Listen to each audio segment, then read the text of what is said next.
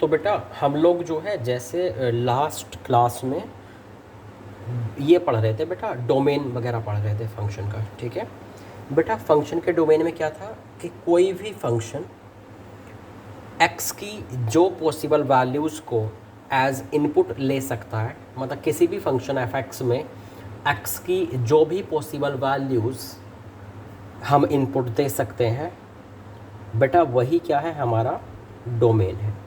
ठीक है बेटा। अच्छा एक बात और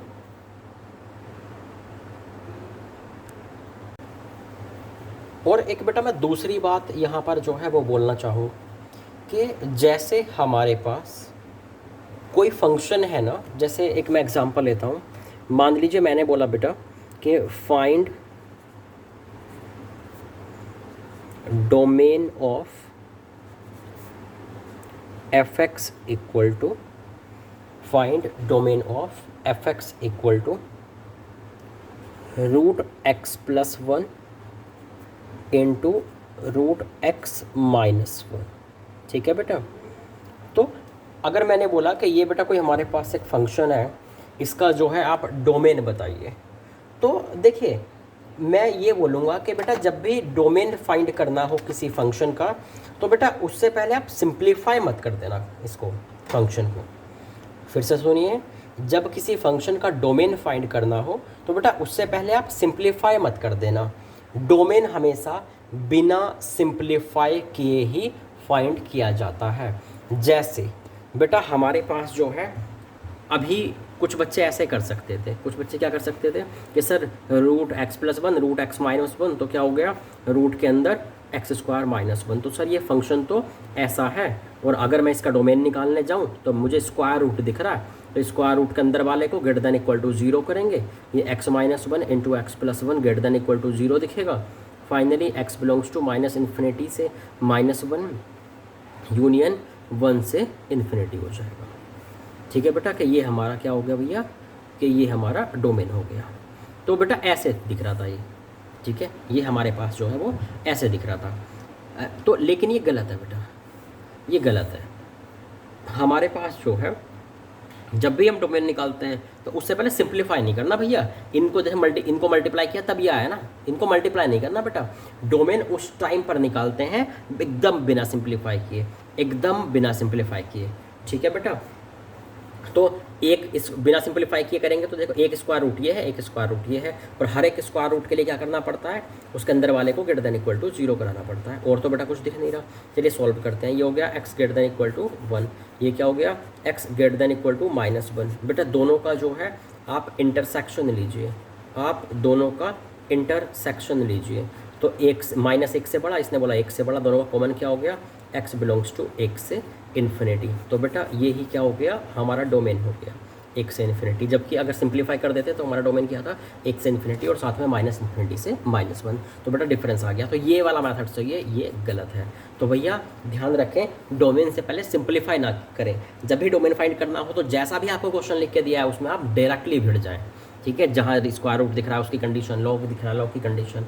सही है भैया। जैसे और एक एग्जांपल देखता हूँ, देखो मैं, जैसे मैंने अगर क्वेश्चन लिखा बेटा, मैंने बोला कि find domain of f x equal to x square minus four upon x minus two. तो बेटा कुछ लोग क्या कर सकते हैं पता है, कुछ लोग क्या करेंगे कि ऊपर है x minus two into x plus two, factorize कर दिया, तो नीचे है एक्स माइनस टू, तो बेटा ये कट गया। तो अब हम क्या करेंगे, ये फंक्शन सिंपल था, बच गया एक्स प्लस टू। और बेटा ये तो पोलिनोमियल फंक्शन है, पोलिनोमियल फंक्शन में तो सब चलता है, तो एक्स बिलोंग्स टू आर इसका डोमेन हो गया। तो कुछ लोग बेटा ऐसा सोच सकते हैं, सही बात है, लेकिन ये बिल्कुल गलत है, लेकिन ये बिल्कुल गलत है। बेटा सही क्या है वो देखिए, सही ये है कि बेटा न्यूमरेटर अपॉन डिनोमिनेटर दिख रहा है और कोई कंडीशन नहीं दिख रही है, तो इसके लिए क्या लगता है, denominator not equal to zero लगता है। बेटा डिनोमिनेटर जो है हमारे पास, उसको जब नॉट इक्वल टू जीरो किया तो यहाँ से क्या आ गया, x not equal to two आ गया। इसका मतलब, इसका कहने का मतलब क्या है कि बेटा एक्स की वैल्यू जो है वो टू नहीं होनी चाहिए। इसका मतलब R x belongs to all real numbers minus two. ठीक है, ये हमारा क्या हो गया बेटा, ये हमारा डोमेन हो गया कि आर में से टू को छोड़ के। कोई दिक्कत है आपको? तो बेटा मुझे लग रहा है कि आप शायद समझ गए होंगे कि ध्यान रखें बेटा, डोमेन जब भी फाइंड करना हो किसी क्वेश्चन का तो जैसा लिखा हुआ है वैसे ही फाइंड करें, ठीक है बेटा, उसको चेंज ना करें, ठीक है, उसको सिंप्लीफाई ना करें। डोमेन सिंप्लीफाई करने से पहले निकलता है, ठीक है भैया, फंक्शन को बिना सिंप्लीफाई किए। आगे चलें, इनको आप नोट कर लीजिएगा। चलिए नेक्स्ट उस पर चलते हैं। अच्छा, अब जो है बेटा आप इस बात को तो समझ गए हैं, है ना, आप इस बात को तो बेटा समझ गए हैं कि हमारे पास जो है किसी भी फंक्शन में जो पॉसिबल वैल्यूज़ हैं एक्स की जो इनपुट दे सकते हैं तो वही हमारा डोमेन है, ठीक है। अब अगर मैं अगली बेटा बात करूं तो भैया हमारे यहाँ पे जैसे मैं क्या चाहता हूँ कि जो जैसे मैंने बोला था ना कि अगर कोई भी बड़ा फंक्शन कई सारे छोटे छोटे फंक्शन से मिलके बनता है, फिर से सुनिए, अगर हमारा कोई फंक्शन कई सारे छोटे छोटे फंक्शंस से मिलके बनता है तो भैया छोटे छोटे सारे फंक्शंस का डोमेन निकाल लें और फिर उनका आपस में कॉमन पार्ट ले लें, मतलब इंटरसेक्शन ले लें, ठीक है बेटा।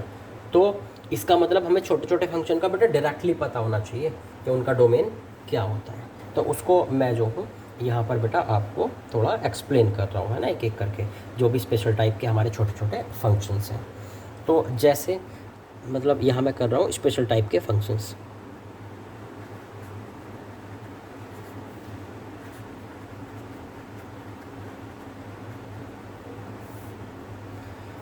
इसमें जो है बेटा हमारे पास आ सकता है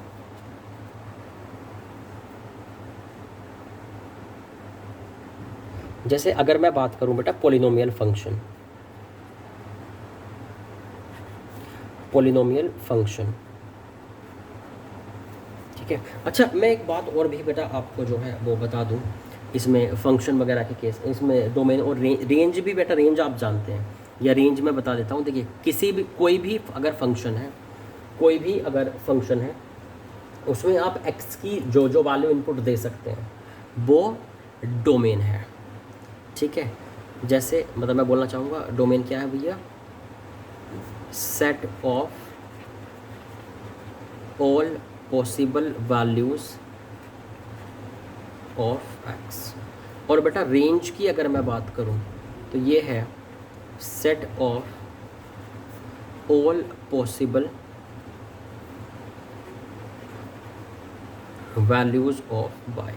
मतलब जब किसी का फंक्शन का मान लीजिए ग्राफ बना हुआ है तो जिन एक्स की वैल्यूज़ के सामने ग्राफ बन रहा है वही हमारा डोमेन है, जिन वाई की वैल्यूज़ के सामने हमारा ग्राफ बन रहा है वही हमारा उस फंक्शन का रेंज है।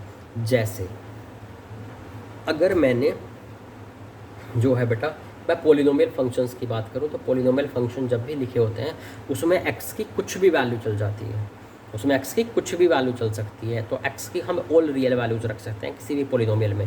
जैसे पोलिनोमियल यही होती है ना बेटा, जैसे a x cube plus b x square plus c x plus t, ये सब होती है ना बेटा पोलिनोमियल जो है, या क्यूबिक पोलिनोमियल है ये। ऐसे हमारे पास और क्या हो सकती है, इसमें क्यूबिक की बजाय हमारे पास क्वाड्रेटिक पोलिनोमियल हो सकती है इसमें, है ना बेटा। तो इन सबको हम क्या कहते हैं कि ये पोलिनोमियल है। और पोलिनोमियल फंक्शन में क्या होता है बेटा, पोलिनोमियल फंक्शन में तो बेटा पोलिनोमियल में तो एक्स की कुछ भी वैल्यू रख सकते हैं, कोई दिक्कत वाली बात है ही नहीं। तो बेटा पोलिनोमियल्स का जो डोमेन होता है, domain of all polynomials, polynomial functions, all polynomial functions is R all real numbers, ठीक है। ध्यान रखें हमेशा कोई भी बेटा अगर पोलिनोमियल फंक्शन लिखा हुआ है सीधे सीधे उसका डोमेन क्या होता है, आर होता है, ऑल रियल नंबर्स। आगे चलो,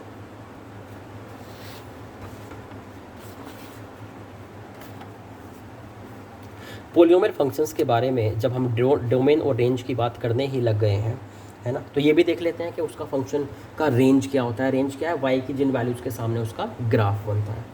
तो भैया बात ऐसी है कि बेटा हमारे पास जब कोई पोलिनोमियल फंक्शन होता है तो अगर वो ऑड डिग्री का है, जैसे मान लीजिए क्यूबिक वगैरह है, तो ऑड डिग्री के पोलिनोमियल फंक्शन की, के पोलिनोमियल फंक्शन की रेंज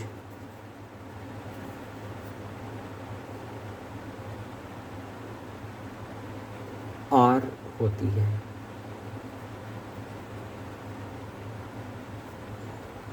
जैसे बेटा क्यूबिक है, मान लीजिए मैंने बोला ए एक्स क्यूब, मान लो ए पॉजिटिव है, a x cube b x square c x plus t. तो बेटा हम क्या बोल सकते हैं पता है, जैसे ऐसे है तो कुछ ऐसे निकल के चला जाएगा ना ग्राफ। तो नीचे से स्टार्ट होगा और बेटा ऊपर तक जाएगा, तो माइनस इन्फिनिटी से ऊपर में कहाँ तक पहुँच के बेटा इन्फिनिटी। ये ज़रूरी नहीं है कि ग्राफ ऐसा हो, थोड़ा बीच में हो सकता है कि नाम मुड़े, लेकिन ये ज़रूरी है कि नीचे से ऊपर तक जाएगा या फिर ऊपर से नीचे तक जाएगा।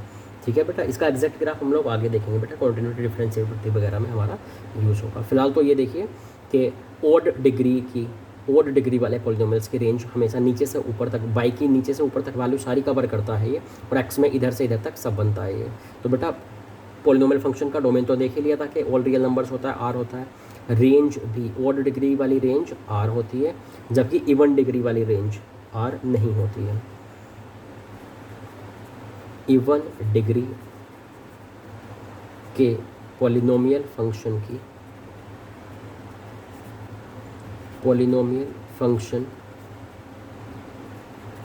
की रेंज आर नहीं होती है। ठीक है बेटा, जैसे एक मैं एग्जांपल लूँ, अगर a x square plus b x plus c, तो बेटा क्वाड्रेटिक है इसका ग्राफ, मान लीजिए ऐसा, मान लीजिए ए पॉजिटिव है, वो कुछ भी हो सकता है। तो अगर ए पॉजिटिव है तो बेटा ग्राफ ऐसे होएगा, चाहे एक्स बेटा कट करके जा रहा है ना जा रहा हो, वो तो अलग की बात है, वो तो डी पर डिपेंड करेगा। तो बेटा अगर हमारा इवन डिग्री का पॉलिनोमियल, तो मान लीजिए यहाँ से लगा के ऊपर तक चला गया, तो यहाँ पे वैल्यू क्या होती है बेटा -d/4 है, और बेटा ऊपर में क्या होती है इन्फिनिटी। तो यहाँ से यहाँ तक हमारी रेंज है, तो नीचे वाला बेटा कुछ वैल्यू छूट गई, नीचे तक तो माइनस इन्फिनिटी तक तो नहीं आ पाए ना हम, नीचे की वैल्यू नहीं ले पाई, इससे छोटी वैल्यू तो -d/4 है, इससे छोटी वैल्यू तो y की आ ही नहीं पाई। इसका मतलब है बेटा कि इसकी रेंज आर नहीं हुई, वो क्योंकि वो ऊपर से आके मुड़ के ऊपर चला गया। तो बेटा समझ रहे हैं, मुड़ के वापस चला जाता है ना ये इवन डिग्री वाला जो है। तो ध्यान रखें कि ओड डिग्री पॉलिनोमियल फंक्शन की रेंज हमेशा आर होती है, मतलब all set of all real numbers होती है, जबकि इवन डिग्री की जो पॉलिनोमियल फंक्शन है उसकी रेंज क्या होती है बेटा, आर नहीं होती है। ठीक है, और कुछ भी हो सकती है, बस आर नहीं होती है। ठीक है, कोई फाइनाइट सेट आएगी अलग से। आगे चलें, अब हम चलते हैं बेटा नेक्स्ट पे। तो अगर हम लोग बेटा बात करें नेक्स्ट में एक्सपोनेंशियल फंक्शन की, अगर बेटा हम लोग बात करें यहाँ पे एक्सपोनेंशियल फंक्शन की,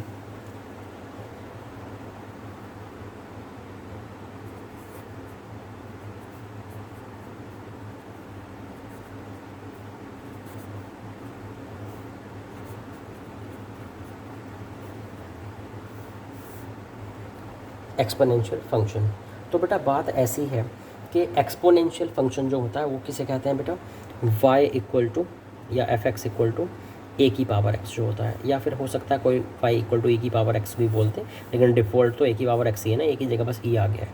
ठीक है, तो ये सब जो होते हैं। अच्छा बेटा ए की पावर एक्स वगैरह जो होता है ना हमारे पास, तो उसमें कुछ ऐसी बातें होती हैं बेटा कि इसमें ए पॉजिटिव होना चाहिए। ध्यान रखना बेटा, एक्सपोनेंशियल फंक्शन तभी डिफाइंड होता है, एक्सपोनेंशियल फंक्शन स्टार मार्क करके लिख रहा हूँ, एक्सपोनेंशियल फंक्शन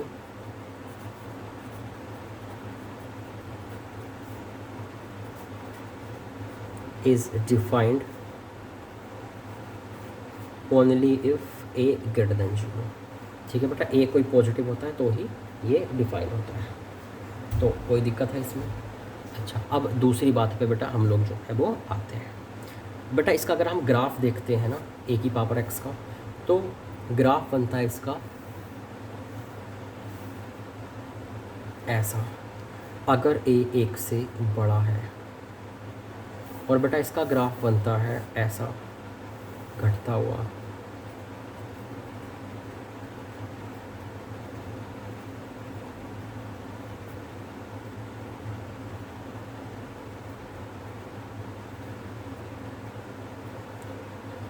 तो तो बेटा ये क्या है हमारे पास, ये हमारे पास है, तो ये ग्राफ ऐसे बढ़ता चला जाता है ऊपर को, ये वैल्यू होती है हमारी। सही है भैया। तो ए की पावर एक्स में अगर ए एक से बड़ा है तो इंक्रीजिंग ग्राफ होता है, और एक से छोटा है तो डिक्रीजिंग ग्राफ होता है। बेटा यहाँ पर एक्स की किन किन वैल्यूज़ के सामने ग्राफ बन रहा है। कभी बेटा आप अगर किसी फंक्शन का ग्राफ ड्रॉ कर लेते हैं तो ये देख लीजिएगा कि एक्स की जिन वैल्यूज़ के सामने ग्राफ बन पा रहा है वही हमारा डोमेन है, और वाई की जिन वैल्यूज़ के सामने ग्राफ बन पा रहा है वही हमारा रेंज है। ठीक है भैया। तो अब बताइए मुझे कि x की किन वैल्यूज़ के सामने यहाँ ग्राफ बन पा रहा है। बेटा देखो माइनस इन्फिनिटी से लगा के और इन्फिनिटी तक देखो, यहाँ भी इसके सामने भी ग्राफ है, यहाँ भी ऊपर ग्राफ है, यहाँ भी ऊपर ग्राफ है, यहाँ भी और इसके सामने भी इस कोने पे ऊपर ग्राफ है। इसका मतलब यहाँ लेफ़्ट माइनस इन्फिनिटी से लगा के और x की वैल्यू इन्फिनिटी होने तक हर वैल्यू के सामने में ग्राफ बना हुआ है। तो बेटा x की वैल्यू माइनस इन्फिनिटी से इन्फिनिटी के सामने ग्राफ है, इसका मतलब माइनस इन्फिनिटी से इन्फिनिटी का जो सेट है वो क्या हो गया, हमारा डोमेन हो गया। इसका मतलब हमारा जो डोमेन होता है एक्सपोनेंशियल फंक्शन में वो होता है बेटा R, ऑल रियल नंबर्स। अगर बेटा हम रेंज की बात करें, रेंज क्या होता है, y की जिन वैल्यूज़ के सामने, फिर से सुनिए, y की जिन वैल्यूज़ के सामने हमारा ग्राफ बना हुआ है उसी को बेटा हम बोलते हैं रेंज। तो बेटा देखिए y की किन वैल्यूज़ के सामने बना हुआ है बेटा, और एक्स एक्सेस के ऊपर बना हुआ है। देखिए ये एक्स एक्सेस है, इसके ऊपर बना हुआ है, ये एक्स एक्सेस है, इसके ऊपर बना हुआ है। तो बेटा यहाँ से एक्स से शुरू हुआ है, y की देखो नेगेटिव y के सामने तो कहीं ग्राफ है नहीं, देख लो देखो जीरो किसके जस्ट ऊपर में स्टार्ट हुआ, तो y की वैल्यू यहाँ जीरो है, थोड़ा ऊपर गए तो ऐसे बढ़ती गई इन्फिनिटी तक पहुँचे, तो y की वैल्यू जीरो से इन्फिनिटी तक है हमारे ग्राफ में। इसका मतलब हमारी जो रेंज है, हमारी बेटा यहाँ पर जो रेंज है वो क्या हो जाएगी, जीरो से इन्फिनिटी, जीरो पे ओपन ब्रैकेट क्योंकि जीरो नहीं हुई है, एक्स के थोड़ा ऊपर से स्टार्ट हुए हैं। तो बेटा एक्सपोनेंशियल फंक्शन की जो रेंज होती है वो जीरो से इन्फिनिटी, एंड इसका जो डोमेन होता है वो x belongs to R all real numbers. ठीक है बेटा। अब हम लोग जो है वो आगे चलते हैं। अगर हम लोग बात करें लॉगरिथमिक फंक्शन की,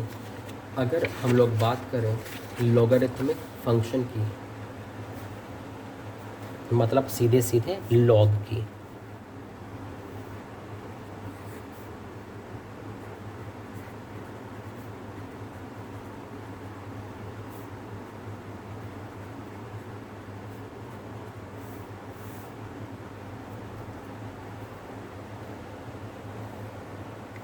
तो बेटा अगर हम लोग लॉगरिथमिक फंक्शन की बात कर रहे हैं यहाँ पे, मतलब लॉग जो आप लोग पढ़ते हैं बेटा वही है, y equal to log a x, base a है और आर्ग्यूमेंट एक्स है। तो बेटा इसका ग्राफ आपने पहले भी देखा होगा कि अगर ए एक से बड़ा हुआ तो ग्राफ कुछ ऐसे चला जाएगा,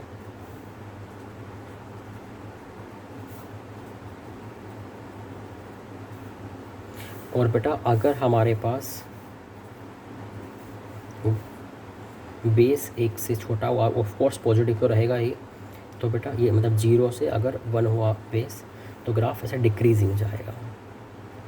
तो बेटा एक्स की किन किन वैल्यूज़ के सामने ग्राफ बन रहा है बताइए मुझे। वैसे आपको डायरेक्टली पता है कि log x अगर लिखा हुआ है तक की वैल्यू सिर्फ पॉजिटिव ही चलती है, मतलब जीरो के आगे वाली होती है, जीरो से इन्फिनिटी के बीच वाली होती है। यहाँ भी दिख रहा है कि बेटा देखो जीरो से x की वैल्यू यहाँ जीरो होती है ओरिजिन पे, इसके जस्ट आगे स्टार्ट हुआ है, देखो नीचे में है ना ग्राफ यहाँ पे। तो बेटा जीरो के बाद x की वैल्यू लेना शुरू किया और सारे पॉजिटिव एक्स एक्सेस के सामने ग्राफ है, ऊपर कुछ कहीं ऊपर कहीं नीचे, तो x की वैल्यू जीरो से इन्फिनिटी के बीच में ग्राफ बना हुआ है।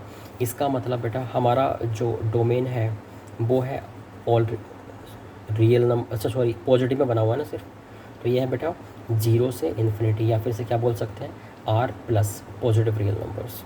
और बेटा रेंज की अगर मैं बात करूँ तो रेंज क्या है, y की किन वैल्यूज़ के सामने ग्राफ बेटा बना हुआ है, नीचे से ऊपर तक y की सारी वैल्यू कवर हो गई है ग्राफ में, है ना। इसके यहाँ भी ग्राफ है, यहाँ भी ग्राफ है, यहाँ भी ग्राफ है, तो माइनस इन्फिनिटी से इन्फिनिटी तक सारी जगह ग्राफ है y की वैल्यू पे। इसका मतलब है हमारी रेंज क्या हो गई बेटा, ऑल रियल नंबर्स, मतलब माइनस इन्फिनिटी से इन्फिनिटी। कोई दिक्कत है इसमें? तो अगर आप किसी का ग्राफ बना सकते हैं। तो भैया अगर आप किसी का ग्राफ बना सकते हैं तो भाई एक्स की जिन वैल्यूज़ के सामने ग्राफ बन रहा है वही हमारा डोमेन है, और वाई की जिन वैल्यूज़ के सामने ग्राफ बन रहा है वही हमारा रेंज है। ठीक है, अब हम लोग आगे चलते हैं। अच्छा बेटा, हम लोग जो है अब बात करते हैं एब्सोल्यूट वैल्यू फंक्शन की।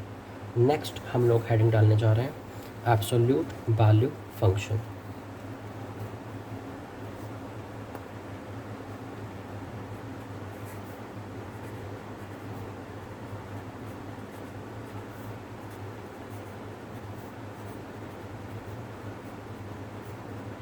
Absolute value function.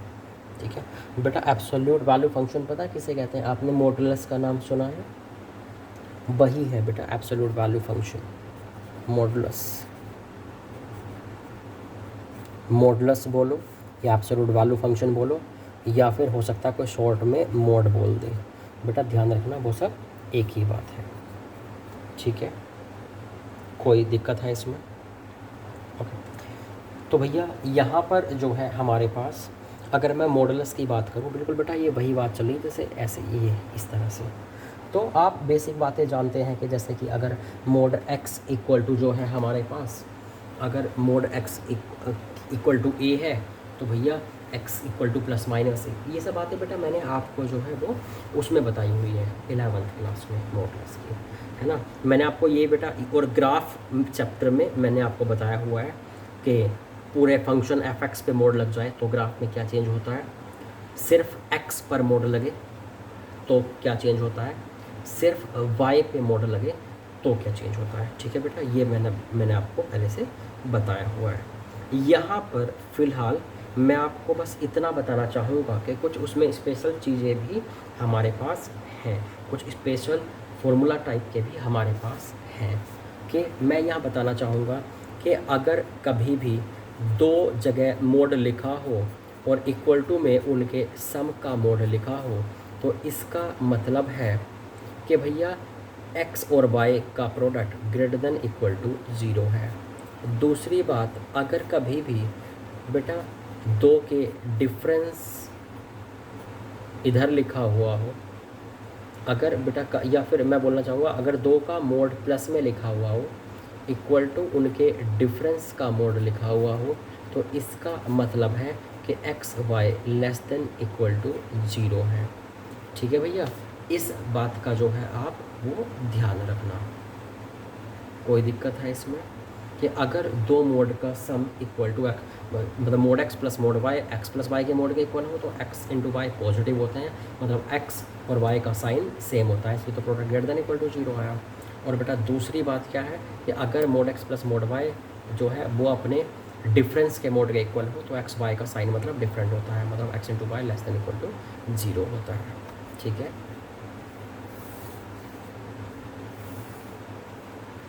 अब हम लोग जो है वो आगे चलते हैं।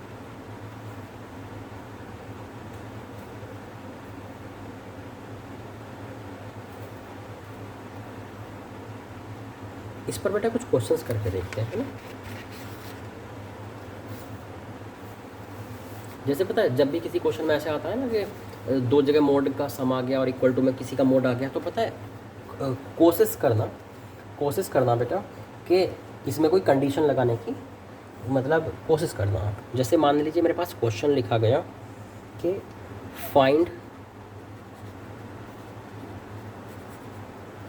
Smallest integral value of a such that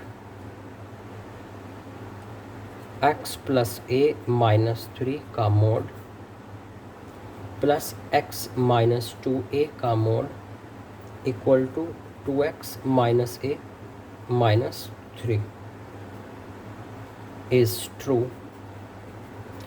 for all x belongs to r। इसका मतलब क्या है बेटा, इसने क्या कहने की कोशिश की है कि आप a की सबसे छोटी इंटीग्रल वैल्यू बताइए अगर ये जो कंडीशन लिखी हुई है, ये जो इक्वेशन लिखी हुई है मॉडुलस में, ये x की सारी वैल्यू के लिए ट्रू हो तो बेटा एक बात बताइए, मैंने बोला था कि एक तरफ दो मोड का सम वगैरह लिखा हुआ हो, दूसरी तरफ किसी एक मोड का सम या डिफरेंस लिखा हुआ हो, तो भैया mod x plus mod y equal to x plus y का मोड, या फिर mod x plus mod y equal to x minus y का मोड, इनमें से कोई ना कोई है, ये आप सोचना, ये हमारे सिलेबस में अक्सर आ जाता है। तो बेटा अगर this plus this equal to this है तो क्या इन दोनों का सम या डिफरेंस ही उधर है? बेटा देखिए, मैं इधर देख रहा हूँ तो इन दोनों का सम ही तो दिख रहा है, x प्लस ए माइनस 3 और प्लस एक्स माइनस 2a, इसी का तो मोड बेटा इधर दिख रहा है। तो ये तो ऐसे वाली फीलिंग आ गई कि mod x plus mod y equal to x plus y का मोड लिखा हुआ है, और ऐसा होने पे क्या होता था, x into y greater than equal to 0 हो जाता था। इसका मतलब this plus mod this equal to this होने पे इसका मतलब ये लिखा हुआ है भैया कि this into this greater than equal to 0, इसका मतलब यही दिया हुआ है बेटा, है ना। अच्छा आगे और क्या लिखा था, for all x belongs to r, इसका मतलब for all x belongs to r मतलब x की सभी रियल वैल्यूज़ के लिए this into this greater than equal to 0 है। मैं इसको बेटा अगर प्रोडक्ट करता हूँ, अगर मैं इसका प्रोडक्ट करता हूँ, ये कितना आ रहा है एक्स स्क्वायर और x का कोफिशिएंट क्या हो जाएगा बेटा, ये हो गया -2 एंड ये हो गया a-3, तो मुझे दिख रहा है -a-3, ठीक है बेटा।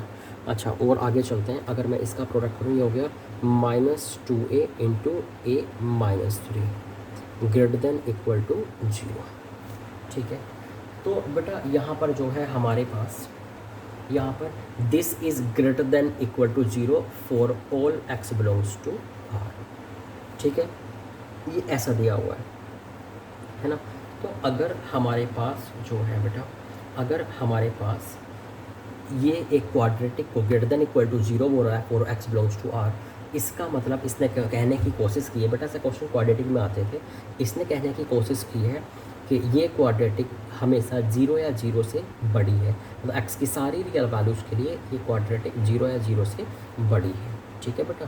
तो देखिए ज़रा ये कितना हो जाएगा, ये x, ये बेटा इस क्वाड्रेटिक का मतलब इसका ये हमेशा 0 या 0 से बड़ी है, और एक्स स्क्वायर का कोफिशिएंट पॉजिटिव है, तो एक्स स्क्वायर का कोफिशिएंट पॉजिटिव है मतलब ग्राफ ऊपर को ओपन है, और बेटा इसने बोला है कि ये क्वाड्रेटिक हमेशा 0 या 0 से बड़ी है, मतलब या तो एक्स के ऊपर है या फिर एक्स को टच कर रही है, मतलब 0 या 0 से बड़ी मतलब एक्स एक्सेस या फिर उसके ऊपर है, क्योंकि एक्स एक्सेस के नीचे तो बेटा नेगेटिव वैल्यू हो जाती है ना,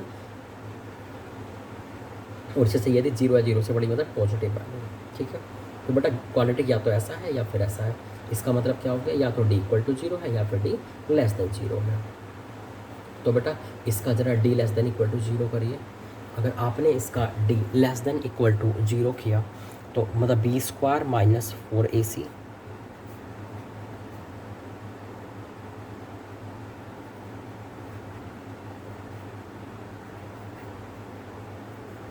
ये हो गया बेटा कितना, a square plus 6a plus 9 plus 8a square minus 24a less than equal to 0, ये हो गया 9a square minus 18a plus 9 less than equal to 0, मतलब a square minus 2a plus 1 less than equal to 0, मतलब a minus 1 का square less than equal to 0।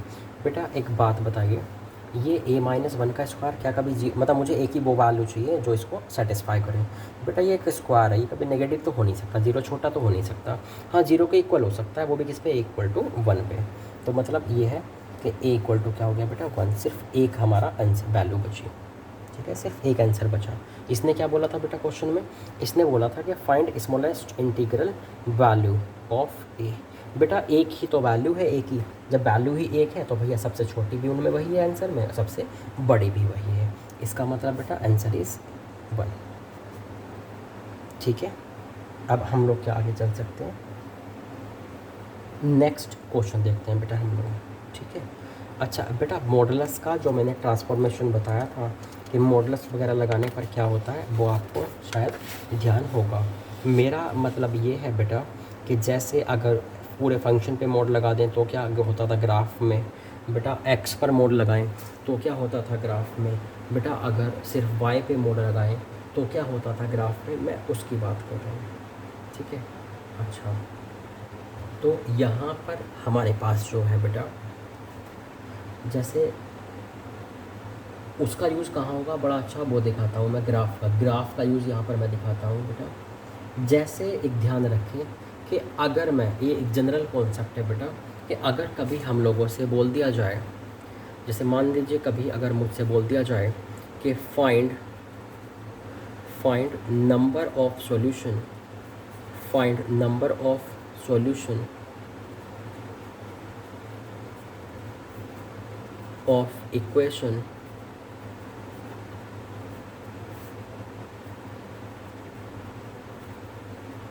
fx equal to g x. ठीक है, fx equal to g x. तो अगर बेटा हमारे पास जो है solution of equation fx equal to g x चाहिए, तो बेटा आप एक काम कर सकते हैं, अगर लेफ़्ट साइड और राइट साइड आपसे आपस में मर्ज नहीं हो पा रही एक तरफ आकर के, आप इनको सॉल्व नहीं कर पा रहे हैं, तो आप एक काम कीजिए, लेफ़्ट साइड का अलग ग्राफ बना लीजिए और राइट साइड का अलग ग्राफ बना लीजिए, और वो आपस में जितनी जगह कट कर रहे हैं ना उतनी ही हमारे नंबर ऑफ़ सॉल्यूशन होंगे। मतलब मैं अगर इसको फाइंड वर्ड को हटा देता हूँ, मैं बोलूँ कि number of solution of this equation equal to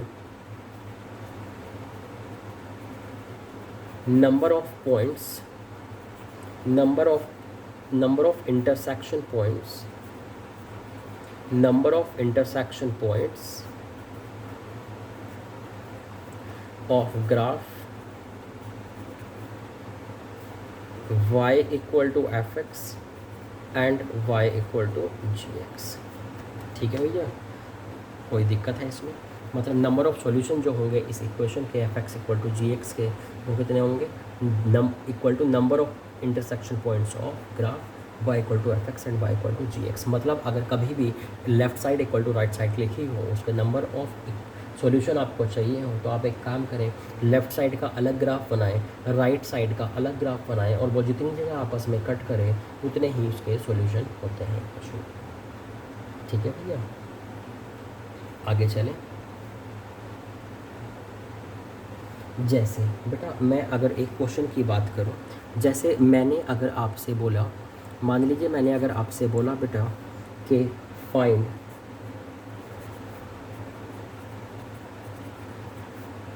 number of solutions of equation x square minus 4x plus 3 का मोड इक्वल टू 5। ठीक है बेटा, तो जैसे मान लीजिए मुझसे बोला गया कितने सॉल्यूशन होंगे, तो एक तरीका ये है, मोड इक्वल टू समथिंग लिखा हुआ है, तो मोड के अंदर अगर कुछ लिखा हुआ है वेरिएबल और इक्वल टू ए, मतलब वैसी वाली बात होगी ना, mod x equal to a, तो x equal to plus minus a, तो हो सकता है कुछ लोग ऐसा लिखें कि this quadratic equal to plus minus 5। वो बेटा अलग बात है, मैं एक जनरल बात समझाने जा रहा हूँ। तो बेटा मुझसे बोला गया इस इक्वेशन के कितने सॉल्यूशन होंगे, तो आप अगर लेफ़्ट साइड का ग्राफ अलग बना लें, राइट साइड का ग्राफ अलग बना लें, वो जितनी जगह कट करें आपस में उतने ही नंबर ऑफ सॉल्यूशन होंगे। जैसे अगर मैं इसका ग्राफ बनाने गया बेटा, इसका बेसिक ग्राफ क्या है, y equal to x square minus 4x plus 3, मतलब x minus 1 and x minus 3। तो बेटा इसका ग्राफ हो गया कितना हमारे पास, इसका ग्राफ कितना हो गया, 1 एंड 3 है ना बेटा, कुछ ऐसे 1 एंड 3 होना चाहिए ना, माइनस डिवाइड 4 होती है ना यहाँ पे मान लो, इसका माइनस डिवाइड 4 है बेटा, कितना आ रहा है, इसका माइनस डिवाइड 4 है, अगर मैं यहाँ निकाल रहा हूँ तो बेटा ये आ रहा है हमारे पास 2 माइनस 1 2 माइनस 3, मतलब ये आ गया -1। ठीक है बेटा, ये आ गया -1 हमारे पास। तो अगर ये -1 है तो बेटा अब इस पर क्या हुआ, मोड लगा दिया गया, पूरे फंक्शन पे क्या हुआ है, मोड लगा दिया गया है। तो ट्रांसफॉर्मेशन क्या है, y equal to mod f x. इसमें मोड लगाएंगे तो बेटा नीचे का ग्राफ ऊपर पलट जाएगा, नीचे का ग्राफ ऊपर पलट जाएगा, तो ये ऐसे हो गया, और फिर क्या हो बेटा, कुछ ऐसे हो गया, नीचे का ग्राफ ऊपर पलट गया। ये किसका ग्राफ है, y equal to x square minus 4x plus 3। मुझे लग रहा है इसमें किसी को कोई कन्फ्यूजन नहीं है, चूँकि आपने ग्राफ नामक चैप्टर पढ़ रखा है, वो मैंने आपको पढ़ाया था। अगर यहाँ कोई भी कन्फ्यूजन है तो बेटा आप ग्राफ पढ़ें, ग्राफ का लेक्चर 2 में मैंने मॉडल्स के कॉन्सेप्ट बताए थे ग्राफ में। ठीक है, तो बेटा ये तो हो गया लेफ़्ट साइड का ग्राफ। बेटा राइट साइड का ग्राफ देखें, y इक्वल टू 5। अच्छा एक बात बताइए, ये बेटा -1 पे है, मोड लग के कहाँ पहुँचेगा, उतना ही ऊपर पहुँच जाता है ना, 1 पे पहुँचेगा, ठीक है। अच्छा और बेटा ये अगर मैं 5 की बात करूँ तो y इक्वल टू 5 इसके ऊपर निकल के जाएगा राइट साइड, तो y इक्वल टू 5 एक हॉरिजॉन्टल लाइन होती है ना y इक्वल टू 5 तो बेटा कितनी जगह कट कर रहा है, 1 2। तो बेटा number of solutions of this equation, number of solutions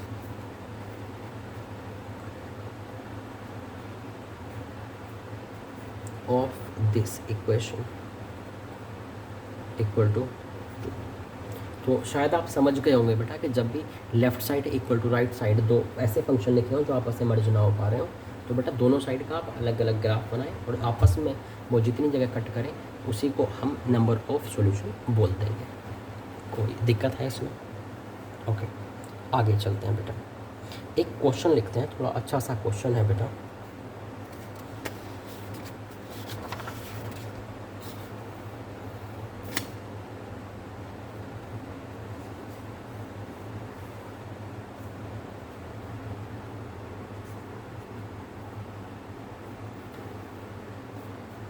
late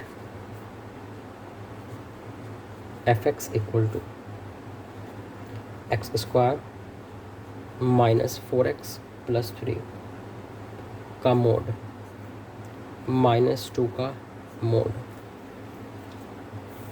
ये अगर दिया हुआ है तो उसके बाद मुझसे बोला है कि which of the following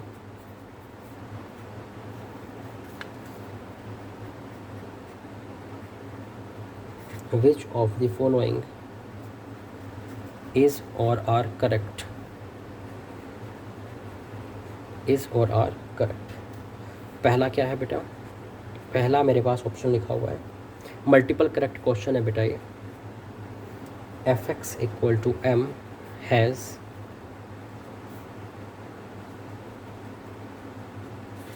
exactly 2 real solutions of different sign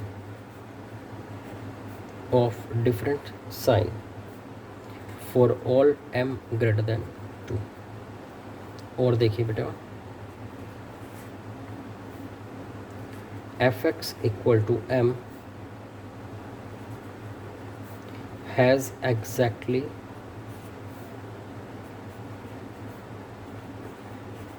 2 real solutions for all m belongs to 2 से infinity यूनियन 0। और देखिए बेटा fx equal to m has no solution for all m less than 0। fx equal to m has 4 distinct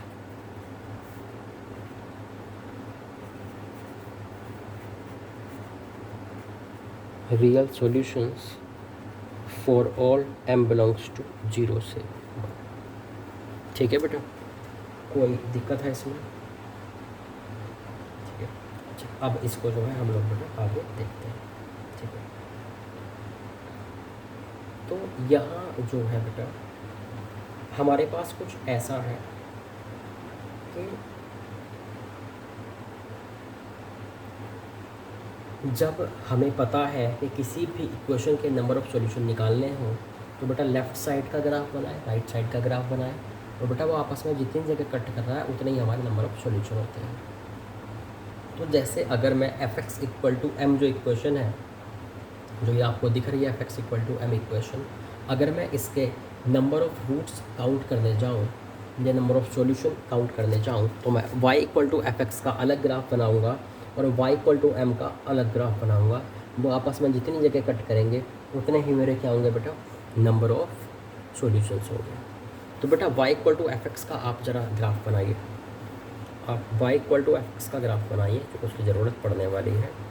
y बेटा यही है ना y equal to fx, इसका basic function क्या है, y equal to x square -4x plus 3। इसका mode तो बेटा बाद में कर लेंगे, पहले नॉर्मली इसी का ग्राफ बनाते हैं। तो ये तो हो गया कितना,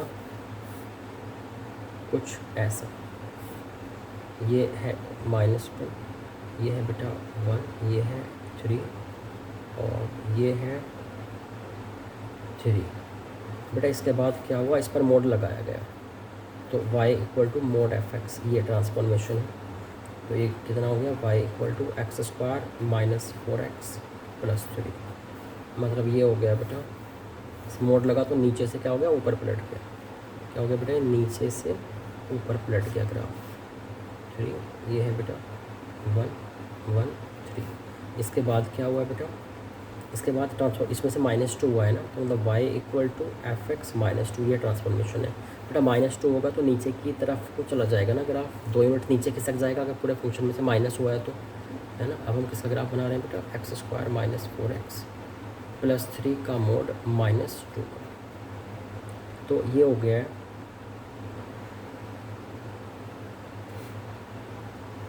एक्स वाई।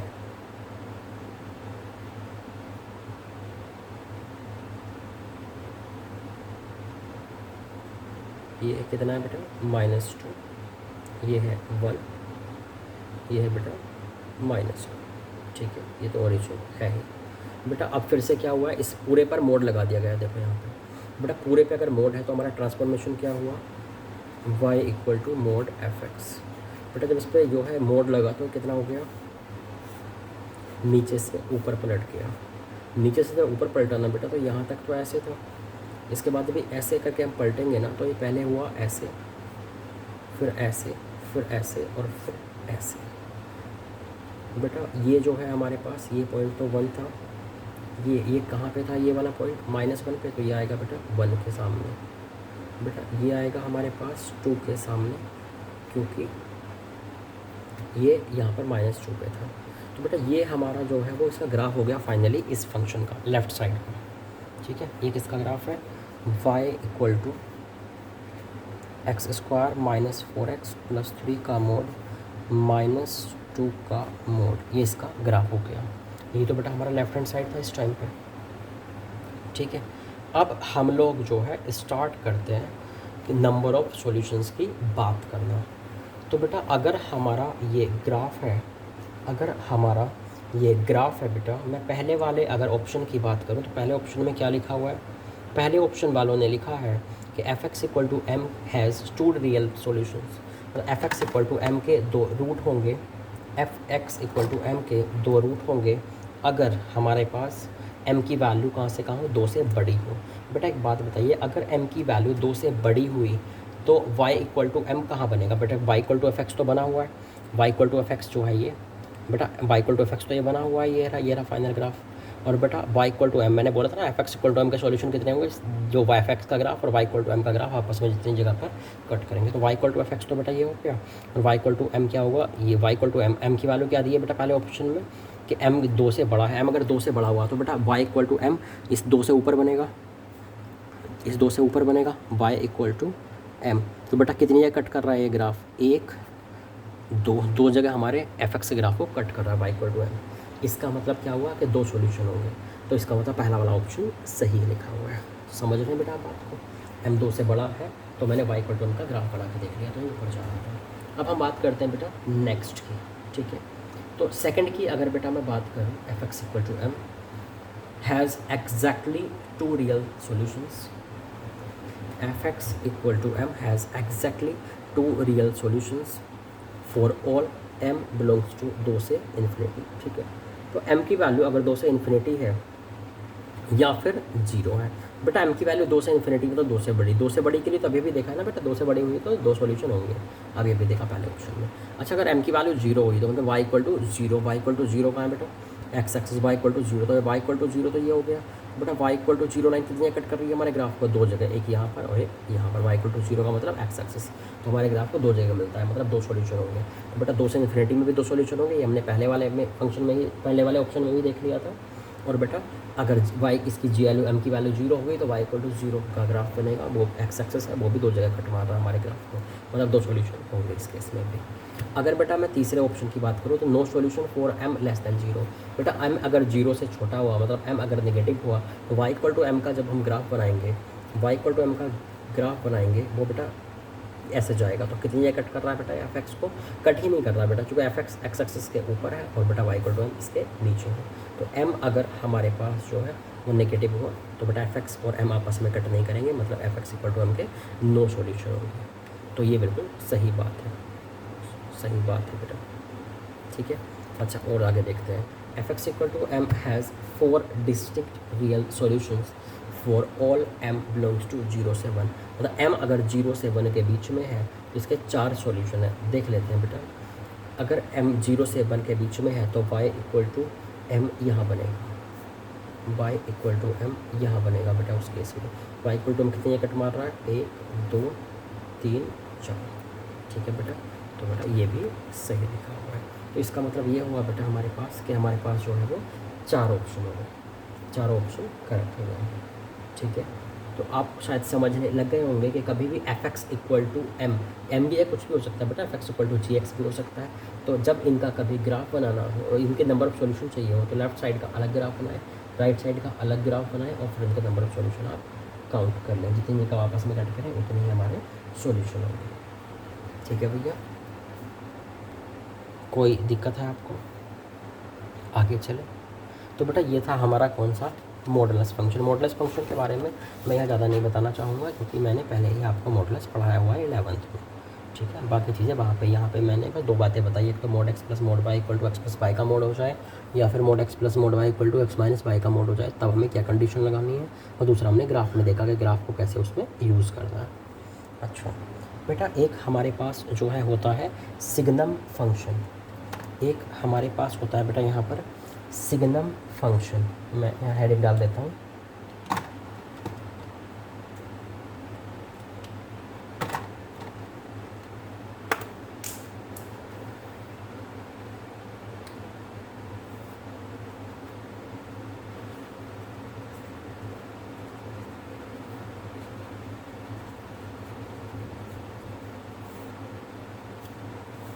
Signum function.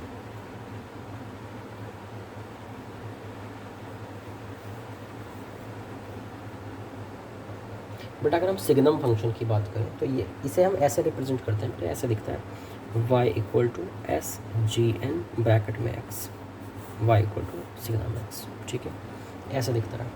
तो भैया यहाँ पर जो है y equal to signum x की अगर मैं बात करूँ तो सिग्नम शॉर्ट फॉर्म है बेटा साइन का, मतलब SIGN वाले जो साइन होता है सिग्नेचर साइन। तो बेटा साइन जो है, साइन तो या तो पॉजिटिव होता है या फिर नेगेटिव होता है या फिर भैया क्या होता है, 0 होता है। सिग्नम फंक्शन सिर्फ इतना करता है बेटा, सिग्नम फंक्शन की बात फिक्स है कि अगर सिग्नम के अंदर कुछ भी लिखा हुआ है और अगर वो पॉजिटिव हो तो सिग्नम 1 देता है, अगर बेटा वो 0 हो तो सिग्नम 0 देता है, अगर वो नेगेटिव हो सिग्नम के अंदर लिखा हुआ तो ये -1 देता है। इसके अलावा ये कभी भी कुछ और नहीं करता बेटा। इसकी रेंज में कौन कौन आए, इसकी रेंज में सिर्फ 1 0 और -1, चूँकि आउटपुट यही आ पाए। तो इसका मतलब इसकी रेंज है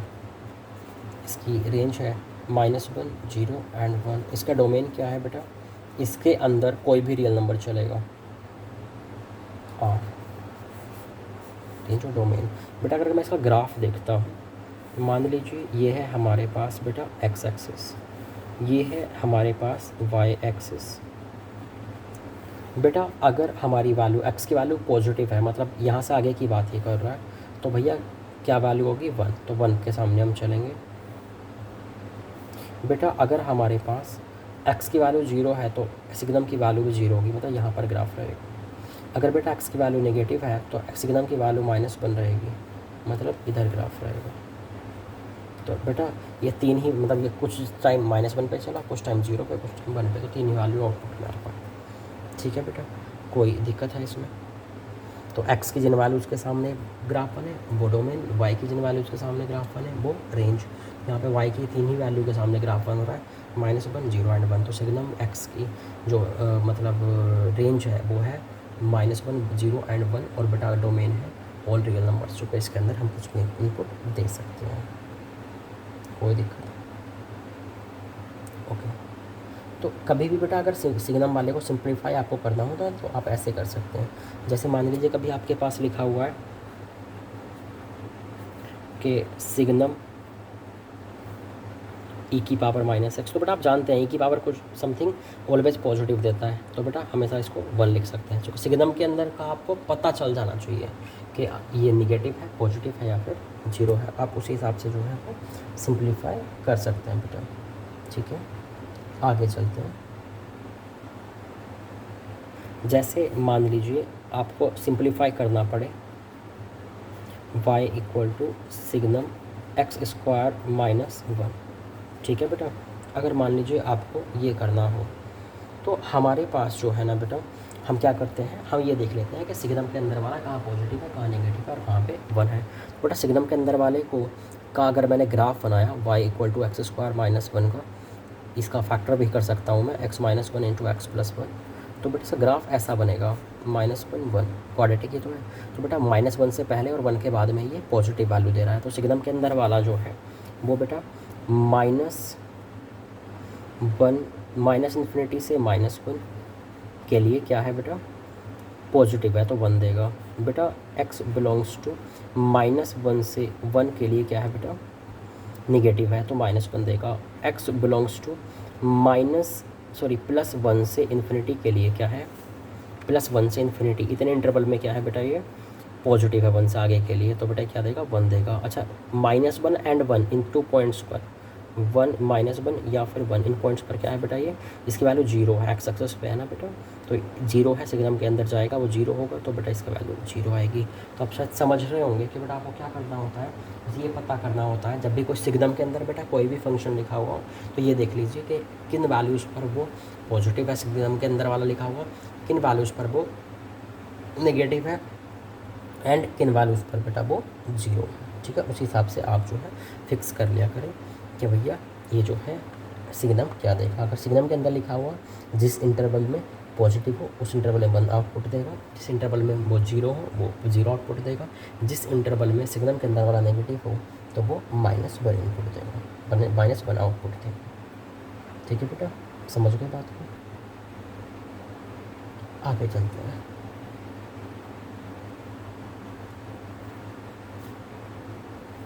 जैसे बेटा यहाँ पर अगर मैं एक और एग्जांपल लिखूँ,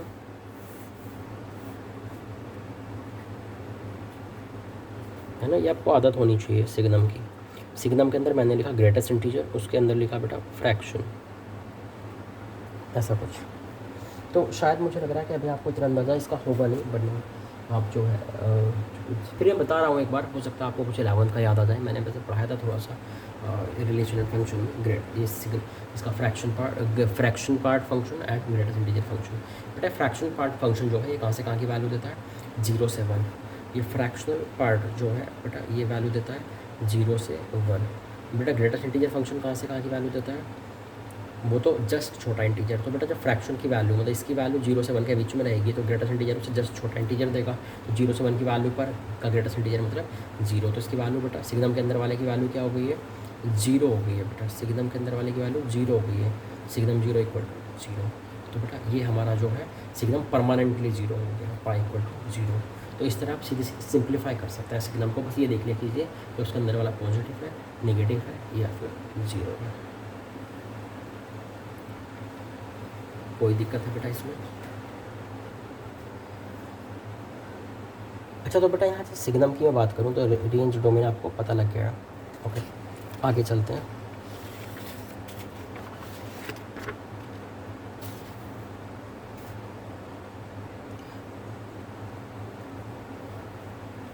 बेटा बाकी जो है हम लोग एक काम करते हैं, बाकी चीज़ें नेक्स्ट क्लास में देखते हैं बेटा, ठीक है।